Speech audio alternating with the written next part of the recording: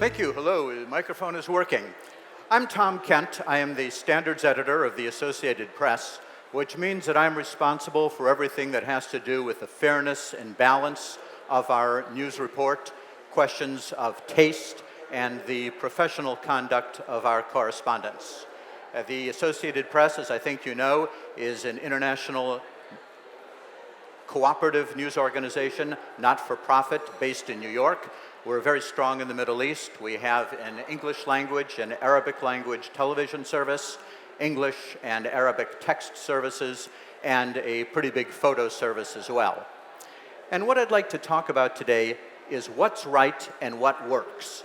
First of all, what's right, particularly in terms of imagery, what's right from an accuracy standpoint, and what's right from an ethical standpoint, and then what works.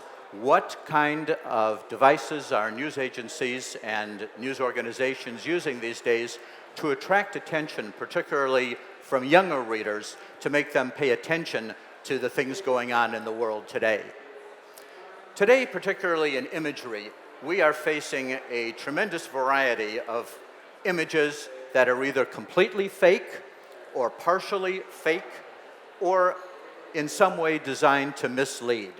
And this is an image that circulated on social networks around the time when Hurricane Sandy arrived in the United States.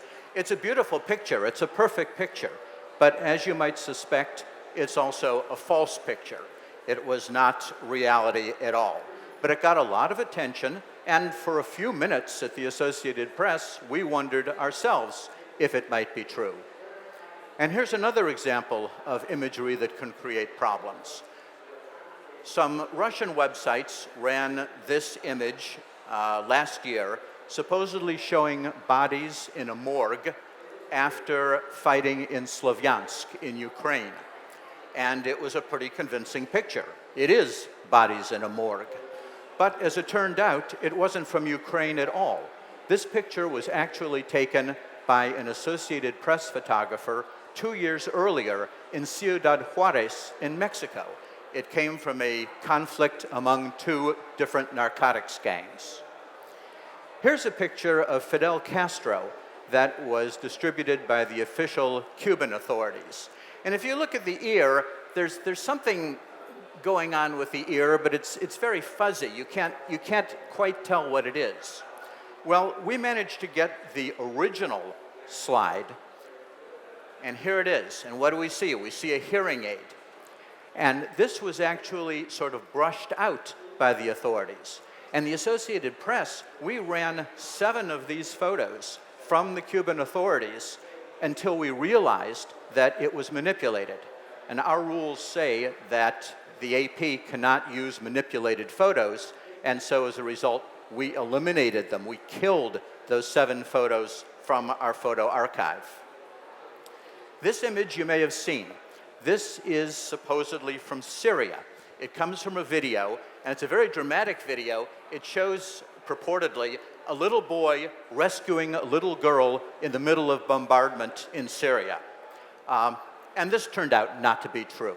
It was a hoax, but a very well-meaning hoax. It was a hoax that was organized by an aid group, a Norwegian aid group, trying to raise consciousness and trying to raise money for the people in Syria. Here's the team that made the video, but for a while it was believed that the video was authentic, and some news organizations did use it. It's gotten to the point where it's hard to tell what's real and what isn't. Now, this supposedly was a photo from February of this year of a plane crashing into a bridge in Taiwan. So what do you think? Is that a real photo, or is that a fake Photoshop photo? Fake? Actually, it's real. Just to show that sometimes things that are hard to believe actually can be true. And at the Associated Press, we spend a lot of time trying to verify photos, trying to verify the source of the photo, who took it, whether it's true, and it's a very, very difficult job. We use some technology. We use geolocation information on the images. We use forensic analysis to see if the photos were run through Photoshop. A lot of it, though, is human. We use our experts, people who can look at video from Syria and listen to the accents and say, is this really Syrian Arabic that's being used? And we have a lot of reporters who actually know the cities and locations where these photos supposedly take place. But this is a very slow process, and it's very frustrating for us because we often see other people using imagery, using photos, and using video that we're very convinced is not authentic, but people still use it, and it disturbs us very much. And why is it important? Well, it's important to use authentic imagery because, to begin with, it's right, it's ethical. We don't want to be trafficking in fake products. The second thing is legal. Some news organizations are having to pay more than $1 million in court settlements in cases filed by people who create video and then it's essentially stolen by news organizations, used without permission, and there's a lot of legal jeopardy around that. And then the other thing is that the truth will out, that if you use fake images and if you use fake photos, it's going to be discovered within a few hours or within a few days that it's fake, and that will affect your credibility. So let's talk a little bit about taste and ethics around photos and video. Well, we do run a number of images that are frightening. Take this one, for example. Now, this is a scary picture. It could scare a child. But of course, what is it? It's an Egyptian mummy, it's a pharaoh queen, and we don't really have any problem with that. But quite often we have to deal now with scary video and scary images that relate to conflicts currently going on in the world. This is an image, at least in this frame, that we did not use. This came from Syria. These are children killed in Syria. And generally speaking, as a matter of ethics, as a matter of principle, the Associated Press does not use photos that show the faces of dead people, especially dead children. We did use another version of this photo. It's the same image here, but we used a larger one because we felt that in this case you had a sense of the number, so that was more important, and also the images of the individual faces are smaller, so we used that one. When we deal with killings of this sort, this is James Foley's killing by Islamic State group, we used this photo. But we did not use this photo. We generally do not use images of moment of death. Now, there can be exceptions. There's this photo from the Vietnam War, which is a very famous photo. It's a moment of death photo. And our feeling at the time was that this photo, although shocking, was so important. This is a South Vietnamese general killing a communist activist suspect. We thought that this photo was so important historically that we should use it. And the same with this photo from Mogadishu.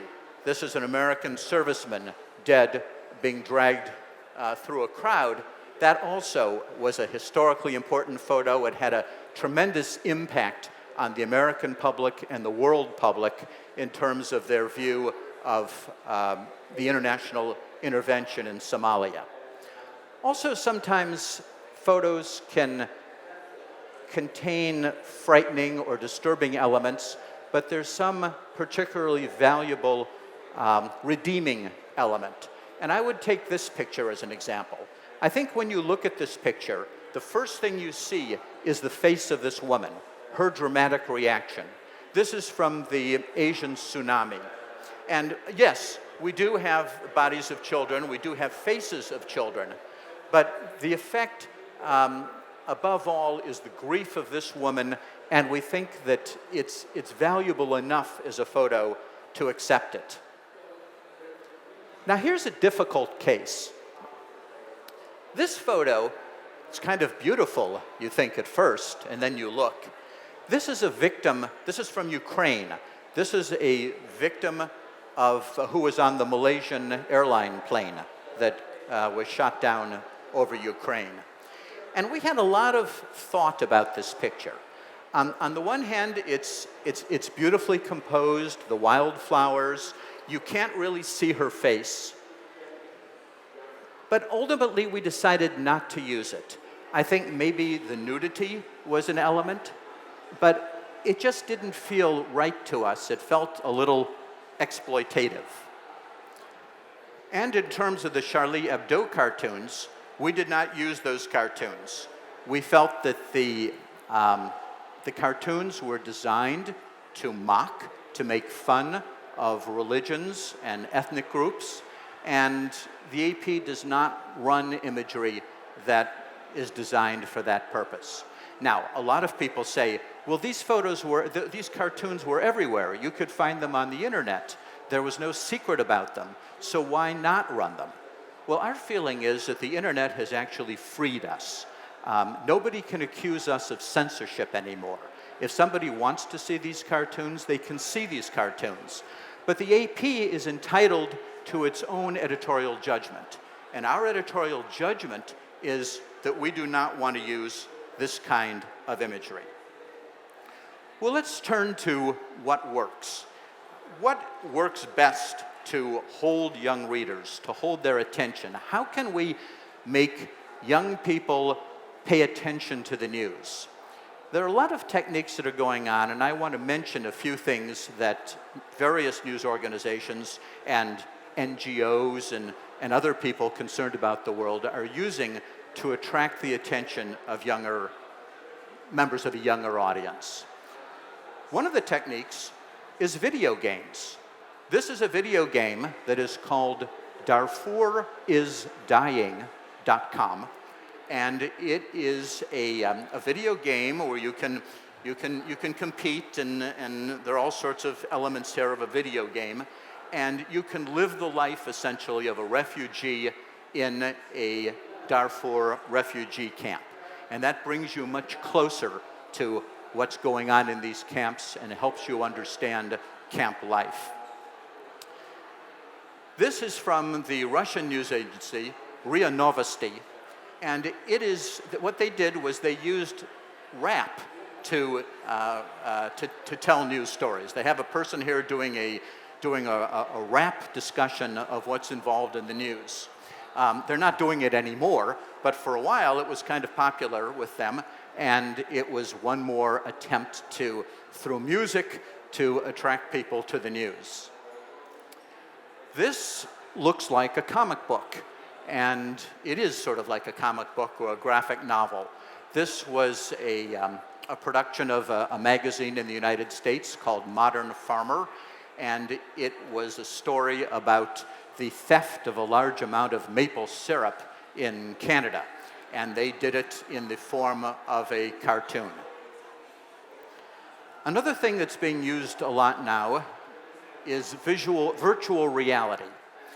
These are virtual reality visors that you put on, and once you have this visor on, you're able to actually walk around inside a news story, inside a picture, as if you are really physically present.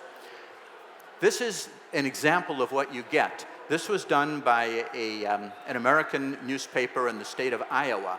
And what you do is you put on the virtual headset, and you are able to walk around this farm. You can go from place to place. You can walk around buildings.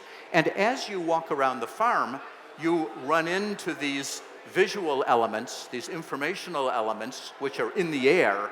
But if you touch them, you can get additional information. So it's it's kind of a disorienting effect to walk around with a big headset on your face, but it's very compelling. People pay a lot of attention to this. There's another interesting thing that's going on in journalism right now that I wanted to mention, and this is automated news writing. We use this at the Associated Press, and you can see down here that we say that this story was written automatically, and it was written with software that we use to write simple stories. The advantage of this is that eventually you can imagine the use of automatic news writing to create highly personalized news experiences. So you could imagine you wake up in the morning and while you're brushing your teeth, you can listen to a newscast with a synthesized voice that was prepared automatically just for you. Headlines on subjects that interest you the most, a weather forecast for your city, information about the sports teams that you're interested in, traffic information for the roads that you take on your way to work. All of this can be done through automatic news writing in a very personalized context. And one more thing that some news organizations are experimenting with is very short news. This is called 15 Seconds to Truth by the MSNBC network. And this is a video, Rage Against Austerity, and in 15 seconds, they try to analyze for young viewers the rage of students in Italy. Now, some of these new techniques do make you wonder a little bit about the ethical issues involved. And I would give this as an example. This is from a Taiwanese company that creates recreations, video recreations of events in the news. And this was done at the time of the big fight between Tiger Woods and his wife. And what they tried to do was recreate the angry scene between the wife and Tiger Woods as she thought about the other woman that was involved in supposedly in his life. Now, you have to know that this is totally fantasy. And we don't know if she held her hand like that. We don't know what he was wearing. We don't know if this actual event ever took place. But it's very compelling. But the problem is that when people in the future think about this story, they will remember this image. I'll remember this image as if it were really true. So that is a problem. Well, what works best? What works best to hold the attention of young readers? Well, perhaps the people to ask are the people who are making the most money with young readers. And we can think, for example, of some online sites like Vice News. Vice News and BuzzFeed News as well, have both been very active recently. Vice News is worth now about $1 billion, and BuzzFeed is worth about $850 million. So these people are making a lot of money. And how are they making money? I'm pleased to say that they are making money with relatively serious stories. Both of these news organizations got their reputation by clickbait, by running stories that were kind of silly, kind of funny, and bit by bit, they have been moving toward a little more serious kinds of news. And as a matter of fact, BuzzFeed now has an ethics guide, editorial standards and ethics guide. 5 years ago, this would have been a joke, but now they're very serious about their news ethics, at least on certain stories, and it's something that a lot of news organizations are thinking about. And I'd like to mention the Online News Association, the International Online News Association, has actually created a kit that allows news organizations to build their own ethics codes. I'm involved in this project, and there's a URL if you're interested in learning more about that. So I guess my conclusion is that to put together my themes of what's right and what works is actually what's right.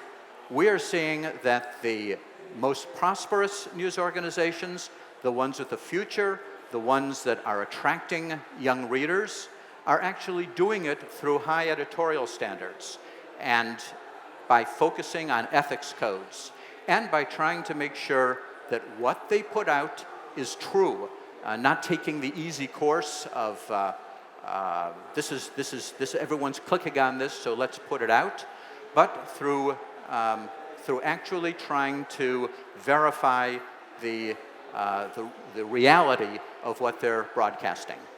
So those are my thoughts on what's true and what works, and I'd be pleased to answer any questions if you have them.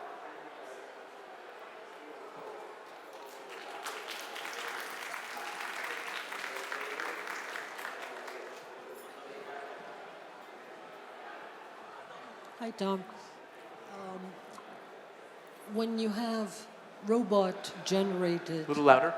When you have robot-generated news, I mean, it's not like user-generated content, but when you have mechanical news, as you do at AP, and Bloomberg has had it for the longest time, what do you do when something goes wrong and you have a big mess up?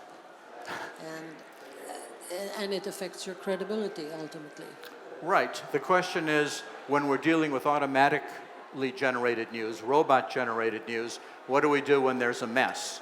Well, first thing I should say is that human journalists make messes too. We have been screwing up human journalists for many centuries. But I think that the key is to restrict our automatically generated news to very simple subjects, which is all that we've done so far. We're using robot journalism just for very simple financial stories, company results, and for sports scores and things like that. And we're also doing a lot of spot checking constantly to make sure that they're not making mistakes. It's a little scary. It's a new frontier for us, but we know that on simple subjects, sometimes, well, so far, what we see is that the percentage of errors with machinery is really no worse than the percentage of errors we made when humans were doing this. And we're happy to let our human journalists focus on more complex projects and more rewarding work and let the machines do some of the routine stuff.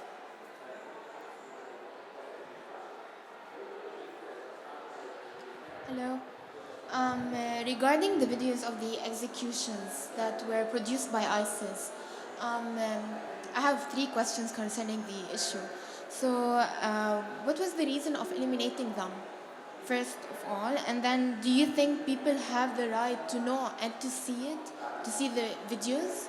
And yeah, I guess that's it. And are they real, those videos? Are what? The videos, are they real?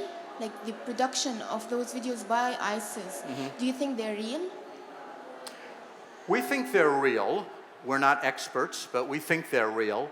You know, it's our personal decision, I think, that we don't want to run them. We think that they're, we think that if you have the first picture, the picture of the man with the knife, that gives you the information you really need, that the second picture does not really give you additional news. And we have to worry that with regard to the ISIS killings or with regard to particularly gory imagery from wars, that there's a certain danger of getting into blood pornography, that after a while, it's just, you know, trying to see what kind of increasingly scary things that we can put out. And the danger is that, I mean, do people have the right? Yes, certainly they have the right to see it. And they can see it on the internet. They don't need the Associated Press for that. What we're worried about is that if our news report becomes an unceasing collection of blood and horrible imagery, that readers will eventually be turned off. That people will say, oh, I don't want to see the news. It's just too terrible. And then they'll go off and spend all day on Facebook. So we want to hold people to the news, and we think that we have to be judicious in our choice of what kind of imagery we show. That's us. That's AP. If you want to see this, if you want to see the Charlie Hebdo cartoons, there are many places to see them.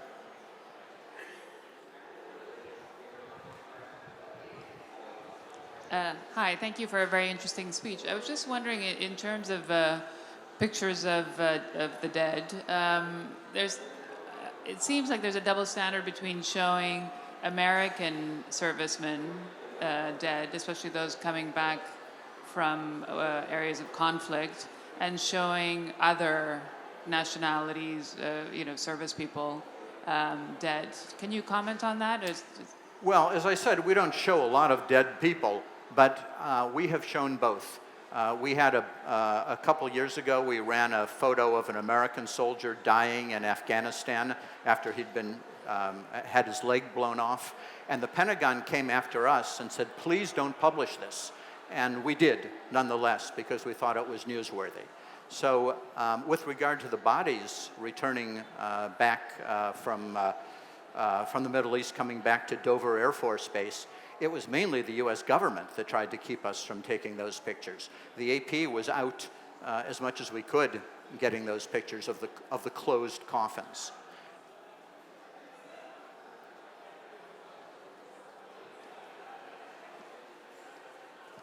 Tom, hi. You talked much more about fairness and choices with respect to images than with respect to text, words. And there's a cacophony out there, and there's ever greater pressure to publish quickly and in a competitive way.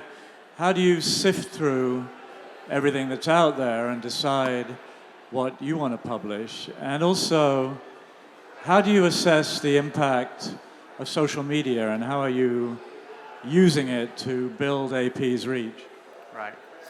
Well, the first thing is that with regard to text information, the question that we always ask is not only who is the source, but how does the source know? Because there are a lot of important people in this world, high-ranking people, police chiefs, government ministers, who give us official information on the record, and it turns out that information is wrong. So we always ask, we say, minister, police chief, where did you get this information from? Sometimes they don't like the question, but we try to be sure about it. In terms of social networks, we use them as a source of video and a source of photos and information, but it's only the first step. We always try to get back to the people who are involved and do verification. We, for legal reasons, feel that we need to find the source of this material, and we contact them. Sometimes you might even see on Twitter a note from us saying, we are the Associated Press, can you please direct message us so we can talk? And we try to get a legal release from them and to get in direct contact. And part of the direct contact, in addition to the legal aspect, is that we want to be able to learn more from them. It's not just a question of, oh, it's a great image, we want your permission. If you were there, we want to talk to you. We want to get more information than just that one photo. We consider social networks a two-way street to engage with the public, not just to put information out ourselves. Thank you. This is related to that point. I'm just wondering what the internal debate is at the AP about organizations, and I'm thinking in the spirit of ISIS here. They're very sophisticated when it comes to media. So for example, in the reporting last summer about how much oil production they had and the reserves that they had, because they're so sophisticated and they have their own media department and they're fueling within social media and traditional media, they're perhaps bigger than they should be. We give them more coverage than perhaps they should. How do you handle this in terms of this is usable material, this is a valid story, or this is just ISIS propaganda? What is the debate internally? Well, basically what we do is we look for indications in their imagery, in their reports and so forth, that their material is true. And if it's not true, we don't pay very much attention to it. ISIS, as you say, they put out a lot of stuff. And we use refer to a very small percentage of it. But we're very careful. For example, after the shooting incident in Texas, Islamic State group put out a statement sort of three-quarters taking credit for that. And we referred to it, but we made very clear that in their statement, the Islamic State group gave no evidence that they were involved. They did not have a video of the people beforehand or anything like that. So we noted it, but we didn't make a lot of it because we just couldn't verify it. Okay? Yeah. All right. Well, thank you then. I'm getting the signal. I will be at the back. If anyone else has any other questions, I'd be happy to talk to you. Thank you very much for coming.